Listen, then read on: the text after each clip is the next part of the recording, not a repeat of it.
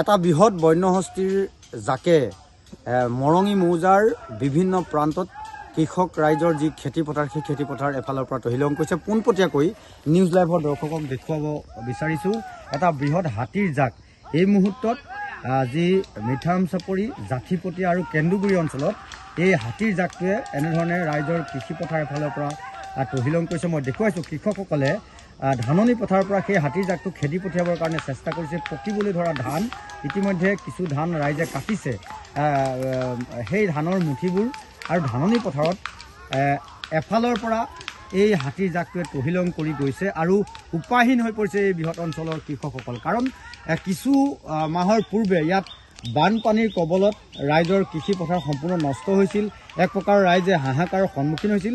পুনৰ বনৰীয়া হাতীয়ে এতিয়া এই কৃষক ৰাইজক মাধমাৰ সোধাইছে বুলি ক'লেও ভুল কৰা নহয়। আমি পোনপটীয়াকৈ নিউজ লাইভৰ দৰ্শকক সেই এক্সক্লুচিভ দৃশ্য দেখুৱাইছোঁ। কৃষকসকল আৰু হাতীৰ জাকটো কেনেধৰণে ৰাইজে সেই হাতীৰ জাকটো খেতিপথাৰৰ পৰা খেদি পঠিয়াবৰ কাৰণে চেষ্টা কৰিছে আমি পোনপটীয়াকৈ সেয়া দেখুৱাবৰ বাবে চেষ্টা কৰিম।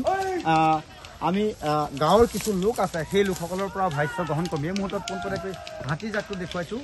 কি ক'ব, ইয়াত এক প্ৰকাৰ কৃষক ৰাইজ বিপদত পৰিছে? হয়, আমাৰ দুবাৰকৈ বানে ধুৱাই নিলে গোটেই বৃহত্তৰ পথাৰখন। তাৰপিছতে মাজতে ওলালে আমাৰ সুৰ পোক নামৰ পোক এবিধ ওলালে, সেই বিধৰ পৰাও আমি একো পৰিত্ৰাণ নাপালোঁ। আজি এই 7টা, 7:30, 8টা বাজিব হ'ল, এতিয়ালৈকে বন্যহস্তী আমাৰ এতিয়া পথাৰতে আছে। এতিয়া আমাৰ জনসাধাৰণ কেনেকৈ কি খাই জীয়াই থাকিব তাকে লৈ বৃহত্তৰ চিন্তাত উপনীত হৈছোঁ। হয় হয়, নিশ্চয় কি খাই জীয়াই থাকিব ইয়াৰ জনসাধাৰণ, সেই লৈ এতিয়া ৰাইজৰ মাজত আচলতে ৰাইজে বিপদত পৰিছে। সেই কথা চিন্তা কৰি বিপদত পৰিছে। কাৰণ পুনৰ কৈছোঁ যে বানপানীয়ে থকা সৰকা কৰা এই অঞ্চলটিত এতিয়া ৰাইজে বানপানীৰ পিছত পুনৰ ধান খেতি আৰম্ভ কৰিছিল। ধান বহু কষ্ট কৰি এনেধৰণে পথাৰখন সাজি তোলাৰ চেষ্টা কৰিছিল।